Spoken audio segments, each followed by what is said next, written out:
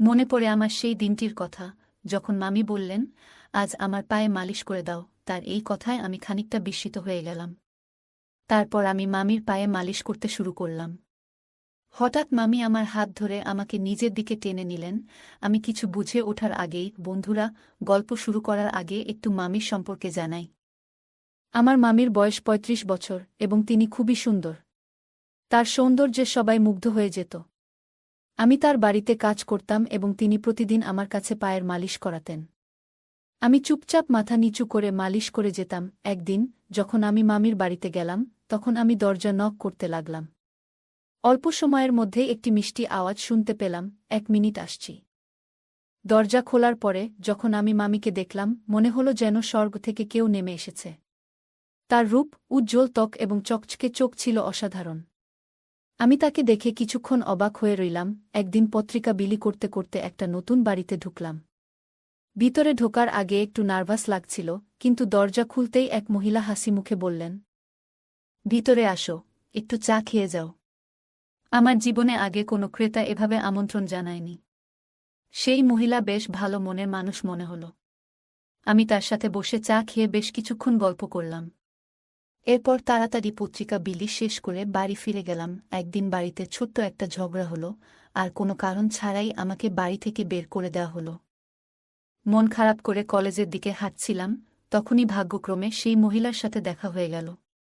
তিনি তার গাড়ি নিয়ে কলেজের দিকে যাচ্ছিলেন। আমাকে দেখতে পেয়ে তিনি গাড়ি থামালেন। সেই মহিলার সাথে আমার আগের কিছু দিন থেকেই পরিচয় ছিল, কারণ তার বাড়িতে আমি পত্রিকা পৌঁছে দিতাম। সেদিন তিনি আমাকে তার গাড়িতে তুললেন এবং এক ক্যাফেতে নিয়ে গেলেন। ক্যাফেতে বসে কথা বলার সময় আমার ফোনে এক বন্ধুর কল এলো। ফোনটি আমার সেই বন্ধুর, যার বাড়িতে আগের রাতে আমি থাকার জন্য গিয়েছিলাম। সে রেগে গিয়ে বলল, তোর জন্য বাবা আমার উপর রাগ করেছেন, তাই আর আমার বাড়িতে আসিস না। বন্ধুর এই কথা শুনে খুব খারাপ লাগল। আমার মন তখন ভেঙে পড়েছিল। ভাবছিলাম দিনটা যেভাবেই হোক কাটিয়ে দিতে পারব, কিন্তু রাতে থাকার জন্য তো একটা জায়গা চাই। আমার চিন্তিত মুখ দেখে ওই মহিলা, যাকে আমি মামি বলে ডাকতাম, তিনি জিজ্ঞেস করলেন, কি হয়েছে? তোমার মন এত খারাপ কেন? কোনো সমস্যা হয়েছে কি? তার কথাগুলো শুনে মনে হলো আমি আমার কষ্টগুলো শেয়ার করতে পারি। তাই সব কথা তাকে খুলে বললাম। তিনি আমার কথা শুনে মৃদু হেসে বললেন, জানো, আমি অনেক দিন ধরেই একটা সাহায্যকারী খুঁজছিলাম। আমার বাড়িটা বড়, আর আমি একা সবকিছু সামলাতে পারি না। তুমি যদি চাও তাহলে এখানে থেকে আমার কাজে সাহায্য করতে পারো। কিছুদিন আগে বাড়ির পুরনো কর্মচারী গ্রামে চলে গিয়েছিল এবং সে আর ফিরে আসতে চাইছিল না। মামি বললেন, আমার এত বড় বাড়ি একা সামলানো সম্ভব নয়। তুমি যদি চাও এখানে থাকতে পারো। থাকার জায়গা, খাবার আর মাসে ১৫,০০০ টাকা সম্মানীয় পাবে।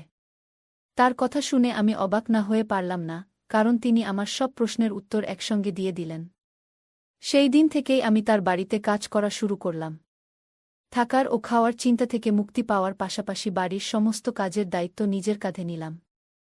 এমনকি যে কাজগুলো জানতাম না, সেগুলোও তিনি ধীরে ধীরে আমাকে শিখিয়ে দিলেন। একদিন দুপুরে আমি নিজের ঘরে বসে বিশ্রাম নিচ্ছিলাম, তখন তিনি আমাকে ডাকলেন। বললেন, আমার পায়ে ব্যথা হয়েছে, একটু তেল মালিশ করে দাও। বাড়ির অন্য কাজের পাশাপাশি এমন কিছু করতে হবে তা ভাবিনি। তবে তিনি যা বলতেন তা না করার কোনো উপায় ছিল না। প্রায় ১ মাস ধরে তার বাড়িতে কাজ করছিলাম। এই সময়ে কেউ তার স্বামী বা পরিবারের অন্য কোনো সদস্যকে দেখেনি। একদিন কথায় কথায় জানতে চাইলাম, আপনি এত বড় বাড়িতে একা থাকেন কেন? উত্তরে তিনি বললেন, আমার স্বামী বিদেশে থাকেন। খুব কম সময় এখানে থাকেন, তবে প্রতি মাসে খরচের জন্য টাকা পাঠান। মামি দেখতে বেশ আকর্ষণীয় ছিলেন, তার বয়স আনুমানিক ৩৫ হবে। যখন তার পায়ে মালিশ করছিলাম, হঠাৎ তিনি আমার হাত ধরলেন। তারপর হালকা হেসে বললেন, তুমি জানো, যখন থেকে তোমার সঙ্গে আমার পরিচয় হয়েছে, তখন থেকেই তোমাকে আমার নিজের একজনের মতো মনে হয়। গত কয়েকদিন ধরে আমি লক্ষ্য করছিলাম মামি আমার প্রতি কিছুটা আলাদা আচরণ করছেন। একদিন তিনি হালকা হাসি দিয়ে বললেন, তোমার সাথে সময় কাটাতে আমার খুব ভালো লাগে। মনে হয় তুমি আমার পরিবারের কেউ। আমি কিছু বললাম না, শুধু চুপচাপ মাথা নেড়ে সম্মতি জানালাম। সেদিন রাতে তার সঙ্গে ডিনার শেষ করে নিজের ঘরে চলে এলাম।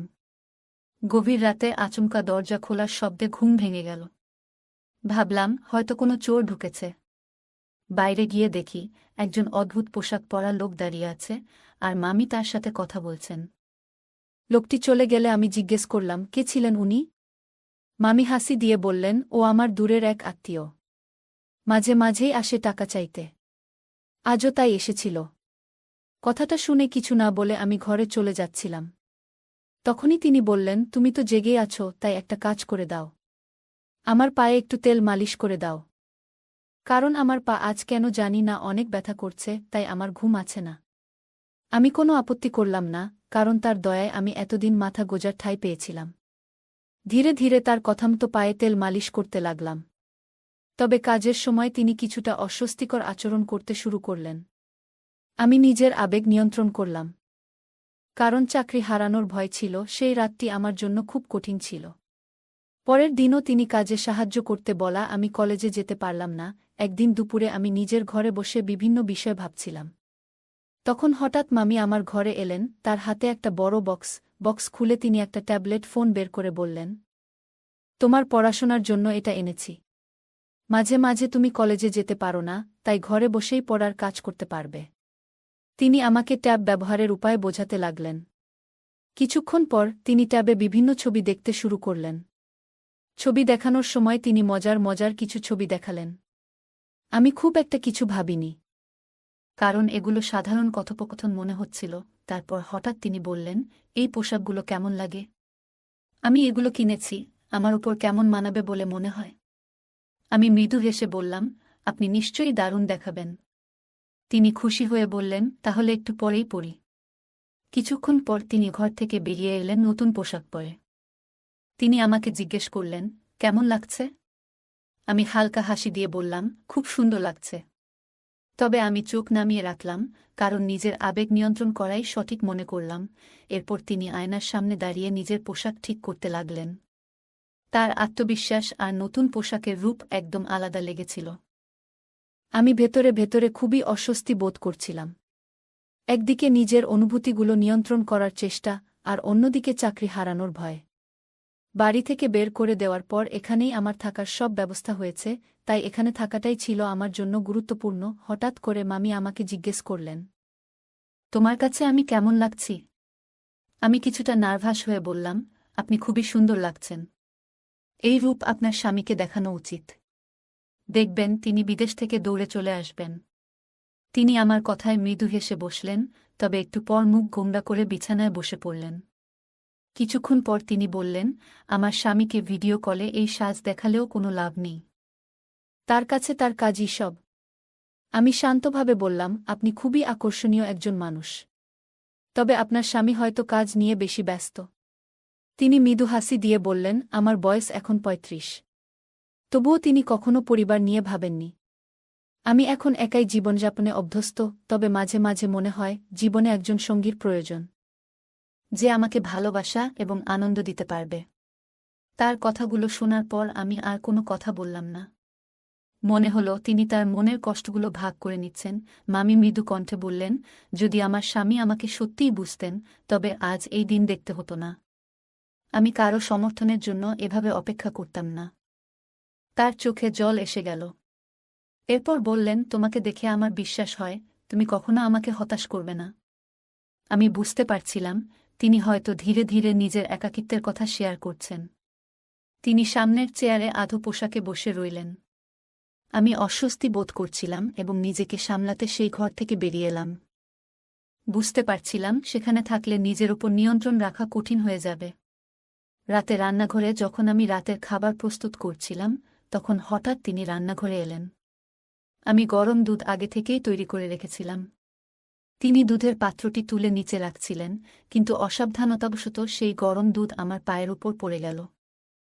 পা জ্বলে যাওয়ায় আমি যন্ত্রণায় চিৎকার করতে লাগলাম। মামি দ্রুত আমাকে তার ঘরে নিয়ে গেলেন এবং কুলিং ক্রিম দিয়ে আমার পায়ে মালিশ করতে শুরু করলেন। আমি ততক্ষণে সাধারণ প্যান্ট পরা অবস্থায় তার সামনে শুয়েছিলাম। কিন্তু আমার সমস্ত মনোযোগ ছিল পায়ের ব্যথার উপর। পায়ের ব্যথায় অনেক কষ্ট পাচ্ছিলাম। তিনি অনুশোচনায় ভেঙে পড়ে বললেন, তোমার এমন কষ্টের জন্য আমিই দায়ী। আমি আসলেই ভুল করেছি। নিজেকে ক্ষমা করতে পারছি না। তার কথাগুলো শুনে আমি তাকে শান্ত করার চেষ্টা করলাম, কারণ তার চোখে অনুশোচনা স্পষ্ট ছিল। মামি হঠাৎ নিজেকে দোষারোপ করতে লাগলেন এবং নিজের হাত দিয়ে নিজের গালে চড় মারতে শুরু করলেন। এই দৃশ্য দেখে আমি হতবাক হয়ে গেলাম। তখন আমি তার হাত ধরে থামালাম এবং বললাম, আপনার কোনো দোষ নেই।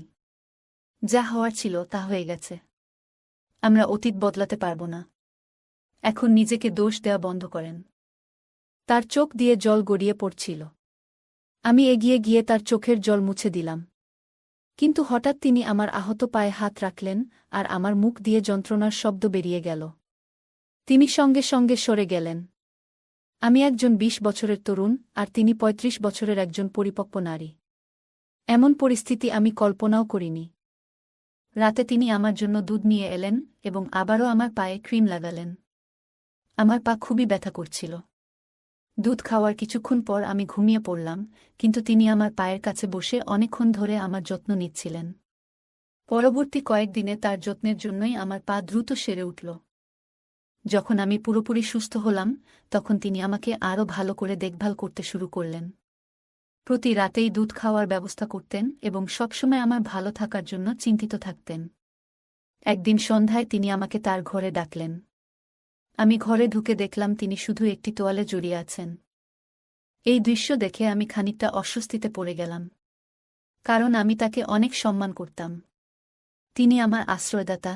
তিনি তার বিছানার ওপর রাখা শাড়িগুলোর দিকে ইঙ্গিত করে বললেন, আজ আমি তোমার পছন্দের একটি শাড়ি পরব। একটু বাইরে যেতে চাই, তাই তুমি যেটা বলবে সেটাই পরব। আমি শাড়িগুলোর মধ্যে থেকে একটি বেছে দিয়ে বললাম, এটি আপনার জন্য একদম মানানসই হবে। আজ মামির আচরণ খুবই আলাদা ছিল। মনে হচ্ছিল তিনি হয়তো প্রথমবার সাদা সালোয়ার কামিজ পরেছেন।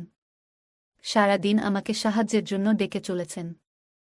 আমি তার সাজগোজে সাহায্য করছিলাম, আর তাকে আরও সুন্দর লাগানোর জন্য তিনি আমার পরামর্শ নিচ্ছিলেন। যখন তিনি সেজে উঠলেন, তখন আমাকে জিজ্ঞাসা করলেন, কেমন লাগছে আমাকে? আমি বললাম, আপনাকে সবসময় সুন্দর লাগে। আজও অসাধারণ দেখাচ্ছে। এই কথা শুনে তিনি আনন্দে আমাকে জড়িয়ে ধরলেন। তারপর তিনি তার ফোন বের করে আমাদের দুজনের কয়েকটি ছবি তুলে নিলেন। আমি কিছুটা অবাক হয়ে ভাবছিলাম, মামি হঠাৎ এইসব কেন করছেন? তখন আমি তাকে বললাম, মামি, আমি মাত্র ২০ বছর বয়সী। আপনি আমার সঙ্গে যা করছেন তা নিয়ে একটু ভাবা উচিত। এই কথা শুনে মামি কিছুটা রেগে গেলেন এবং বললেন, তুমি এত কথা কেন বলছ? আজকের দিনটি আমার জন্য খুবই গুরুত্বপূর্ণ, কারণ আজ আমার জন্মদিন। আমি চেয়েছি এই দিনটি তোমার সঙ্গে উদযাপন করব। এখন আর কোনো প্রশ্ন করবে না। এরপর তিনি আমাকে তার ঘরে নিয়ে গেলেন। ঘরে গিয়ে তিনি মিউজিক চালালেন এবং আমাকে তার সঙ্গে নাচতে বললেন। নাচের সময় হঠাৎ আমার পা ফসকে গেল এবং আমি মেঝেতে পড়ে গেলাম। আমার হাতেও ব্যথা পেলাম। তিনি আমাকে তৎক্ষণাৎ বিছানায় শুইয়ে দিয়ে আমার হাতে মালিশ শুরু করলেন। কিন্তু মালিশ করতে করতে তার আচরণ কিছুটা অদ্ভুত হতে লাগল। আমি পরিস্থিতি বুঝে নীরব থাকলাম এবং তার সাহায্য নিতে থাকলাম।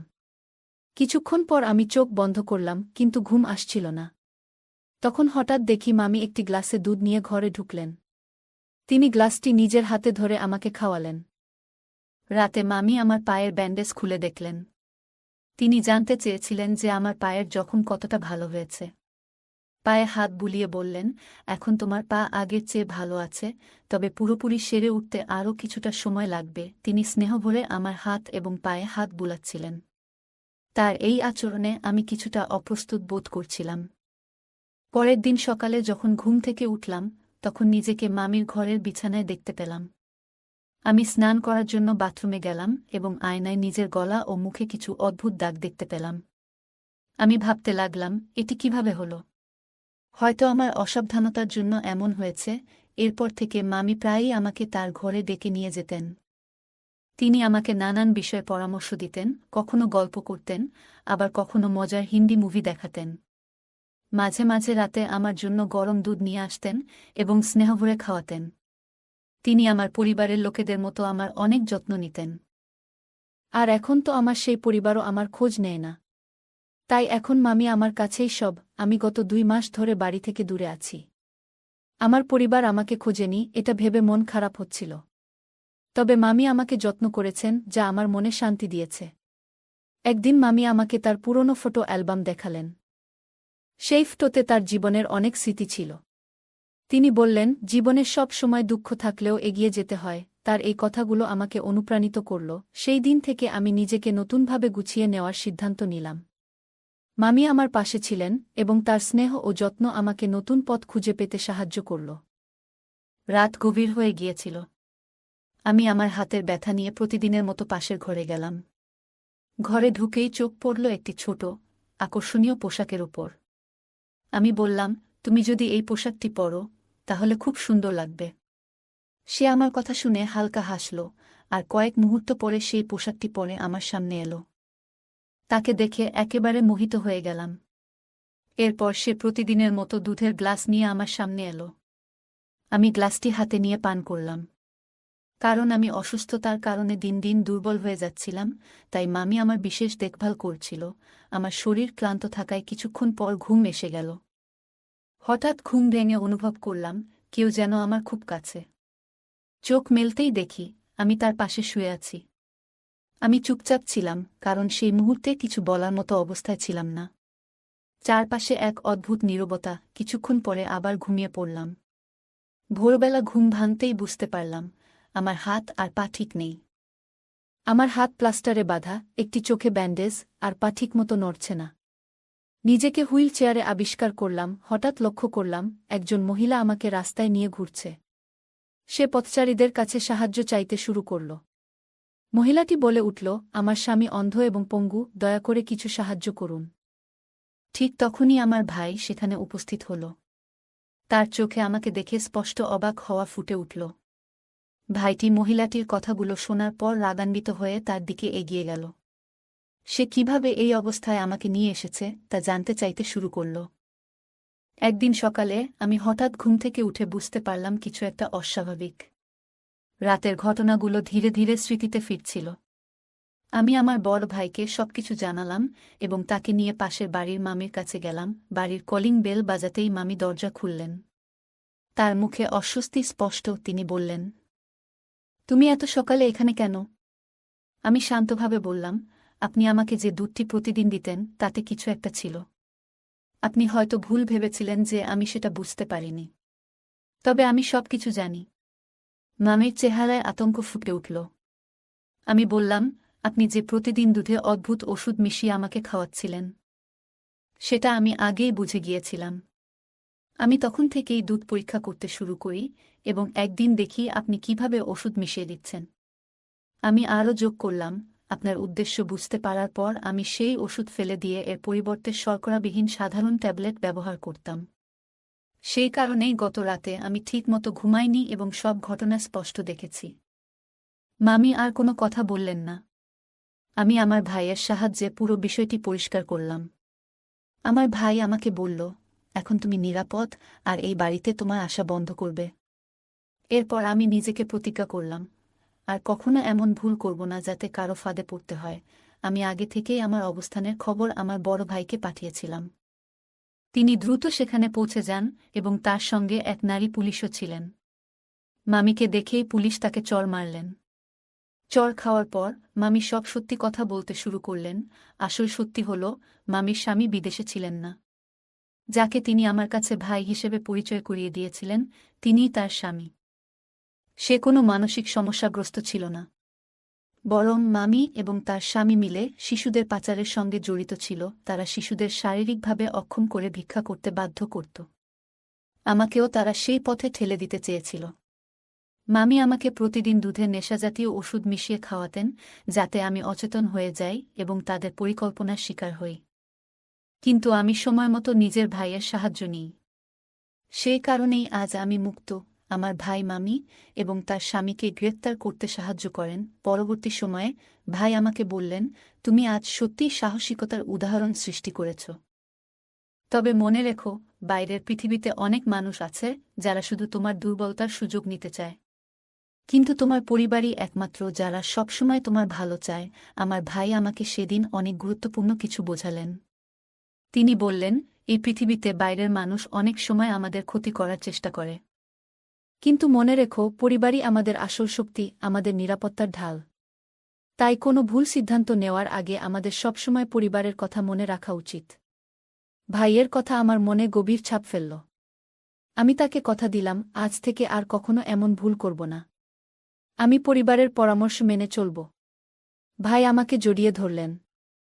আর আমি বুঝতে পারলাম পরিবারের গুরুত্ব কতটা। বন্ধুরা, এই পৃথিবীতে কিছু মানুষ নিজেদের স্বার্থের জন্য এত নিচে নেমে যায় যে তারা ভুলে যায় মানবতার আসল উদ্দেশ্য। কিন্তু যখন তারা সেই ভুল বুঝতে পারে, ততক্ষণে অনেক ক্ষতি হয়ে যায়। আসলে এই পৃথিবীতে আমাদের পাঠানো হয়েছে ভালো কাজ করার জন্য। যদি আমরা সঠিক পথে চলি, তাহলে আমাদের কখনো ভুল করার প্রয়োজন হবে না। সবাই যদি একে অপরের সাহায্যে এগিয়ে আসে, তাহলে পৃথিবীটা আরও সুন্দর হয়ে উঠবে। এই গল্প আমাদের জানায়, কিছু মানুষ লোভের জন্য এত নিচে নেমে যায় যে তারা অন্যদের জীবন ধ্বংস করতেও পিছপা হয় না। গল্পের মামি এবং তার স্বামী শিশু পাচার এবং শারীরিক অক্ষমতার মতো নৃশংস কাজ করত। এটি আমাদের মনে করিয়ে দেয় যে সতর্ক না হলে আমরাও এমন ফাঁদে পড়তে পারি। গল্পের শেষাংশ আমাদের মনে করিয়ে দেয়, আমরা এই পৃথিবীতে এসেছি ভালো কাজ করার জন্য। পরোপকার এবং ন্যায় পথে চললে আমাদের জীবনে কখনো ভুল করার প্রয়োজন পড়ে না। একে অপরকে সাহায্য করলে সমাজ সুন্দর হয়। তাই মানবিক মূল্যবোধ বজায় রাখা প্রয়োজন। গল্পের প্রধান চরিত্র নিজের ভুলগুলো থেকে শিক্ষা নিয়েছে।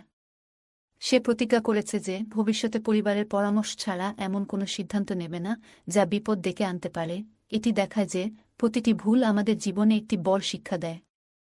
এই শিক্ষা গ্রহণ করে ভবিষ্যতে আরও সতর্ক হওয়া উচিত।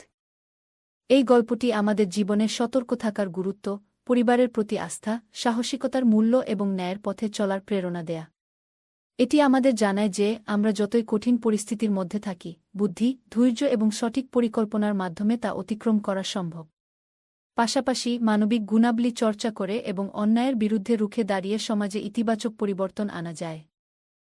গল্পটা কেমন লাগলো জানাতে ভুলবে না। আরও মজার মজার রোমান্টিক গল্প শুনতে চাইলে ভিডিওটি লাইক, শেয়ার এবং চ্যানেলটি সাবস্ক্রাইব করতে এবং বেল আইকনটি ক্লিক করতে ভুলবে না।